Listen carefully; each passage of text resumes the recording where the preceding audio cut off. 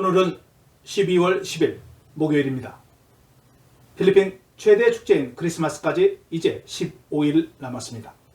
오늘의 뉴스 브리핑을 시작하겠습니다.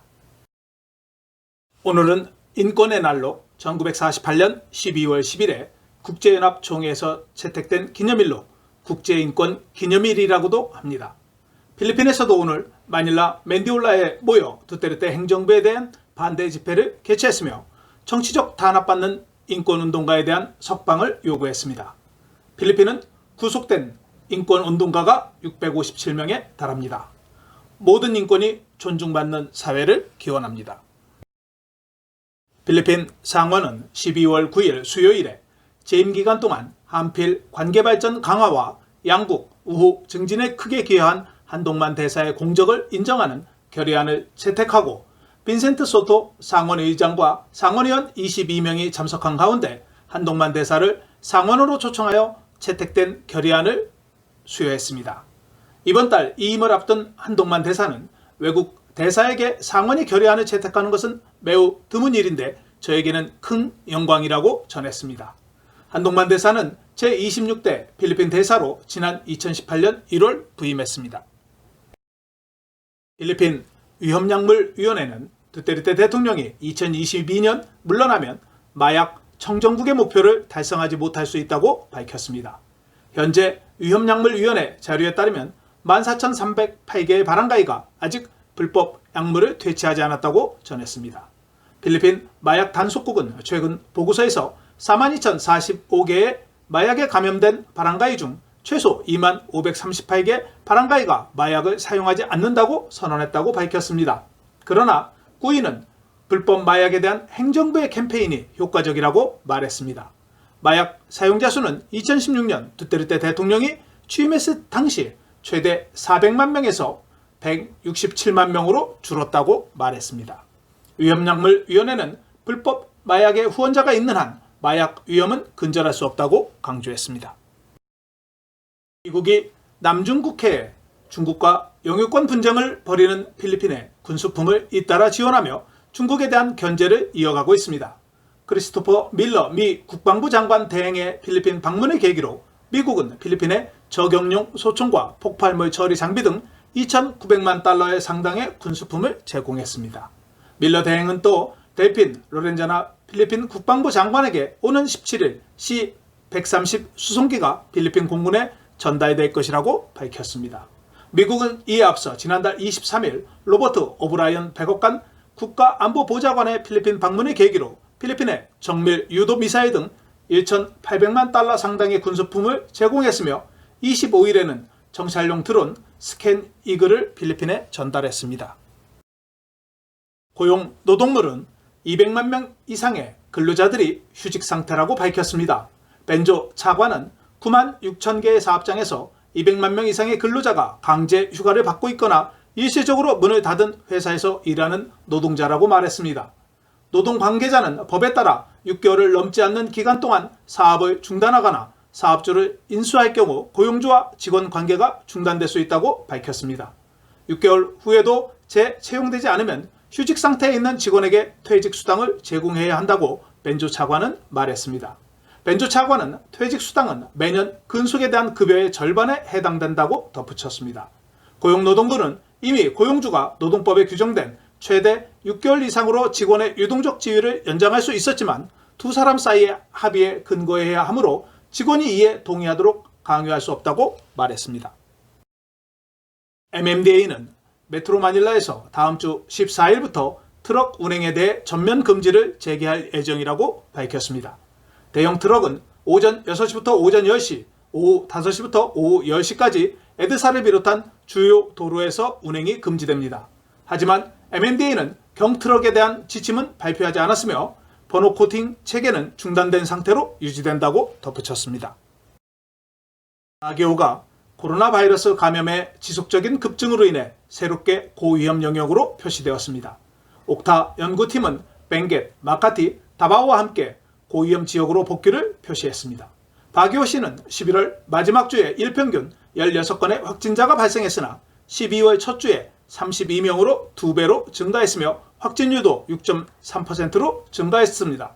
병원의 점유율도 68%에 달했습니다.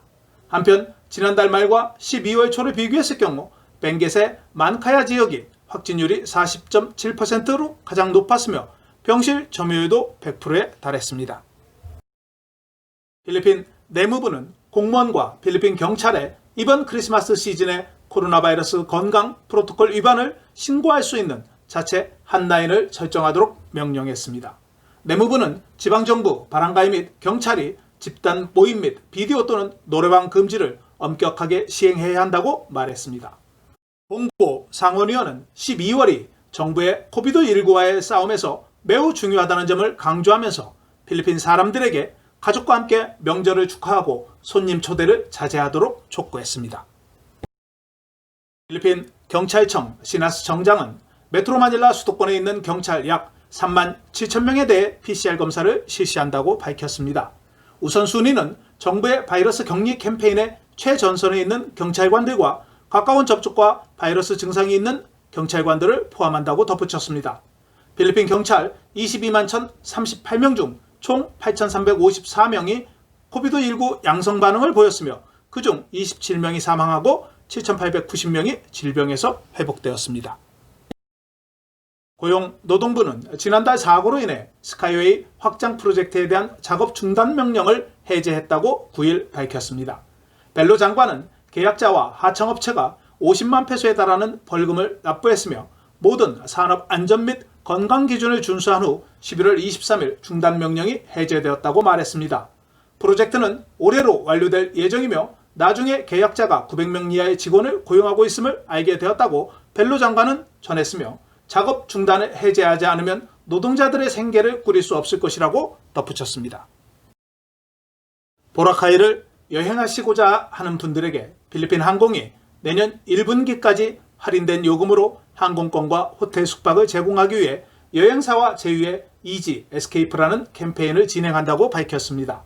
12월 4일부터 31일까지 진행되는 특별 행사는 여행자에게 2인실을 기준으로 1인당 8,555페소의 저렴한 가격으로 보라카이에서 2박 3일 숙박을 제공합니다.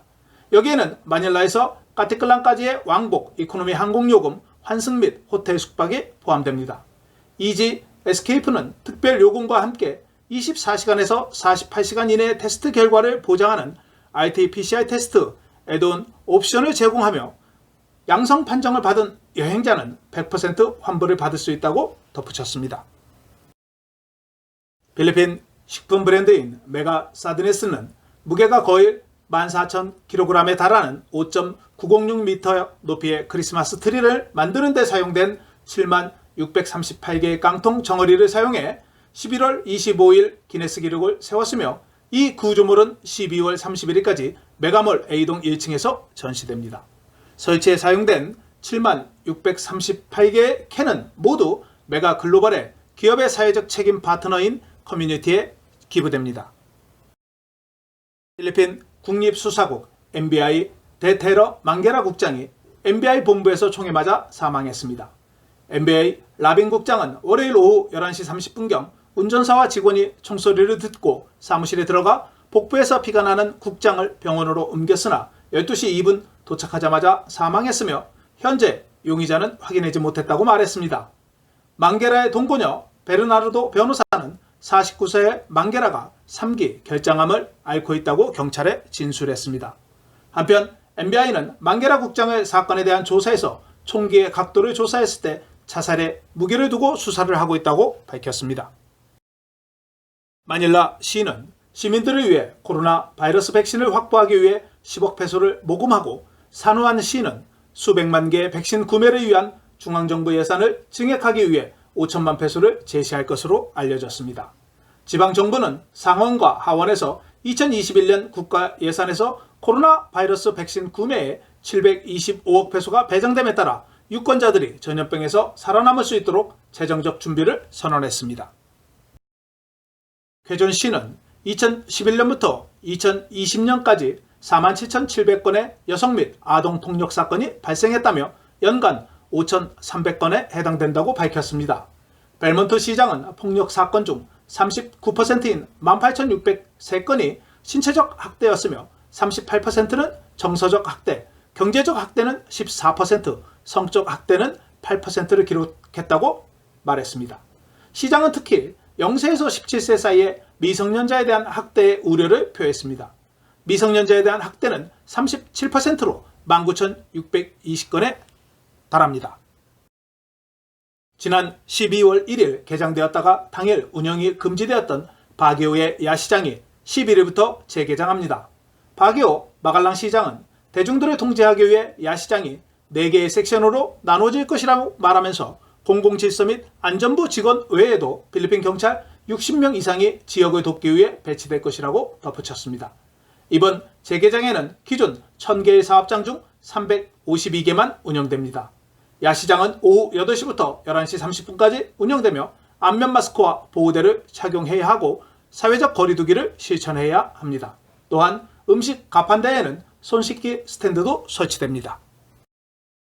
영국에서 근무하는 필리핀 간호사가 90세의 영국 여성에게 코로나 바이러스 백신을 최초로 투여했습니다.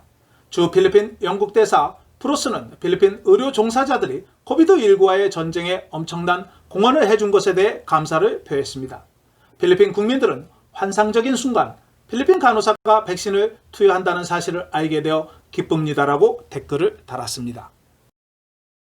800년 만에 크리스마스 별이 12월 21일 밤하늘에 밝힙니다. 21일 밤에는 남서쪽 하늘에서 목성과 토성이 보름달 지름보다 가까이 접근한 모습을 볼 수 있습니다. 한국천문연구원에 따르면 목성과 토성은 한국 시간으로 이날 오후 6시 30분 0.1도 이내로 가까이 접근하게 되며 이날 전후 3, 4일간 두 행성이 가까이 접근한 모습을 관측할 수 있다고 밝혔습니다.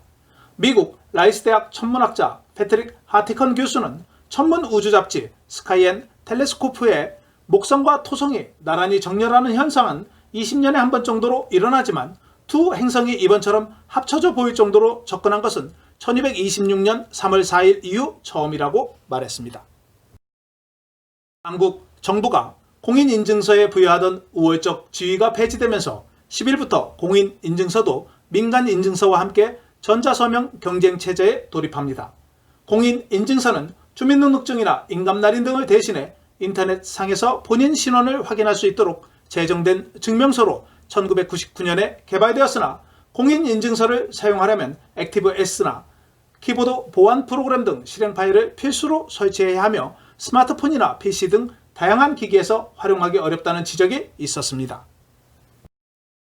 필리핀 기상청은 저기압의 영향으로 수도권과 인근 지역에 비가 내릴 것이라고 예보했습니다. 메트로 마닐라 내일 최저 기온은 24도, 낮 최고 기온은 32도이며 일출은 오전 6시 11분, 일몰은 5시 28분입니다. 오늘 준비한 소식은 여기까지입니다. 감사합니다. 오늘 내용이 좋으셨다면 좋아요와 구독하기, 알림 설정을 부탁드립니다. 시청해 주셔서 감사합니다.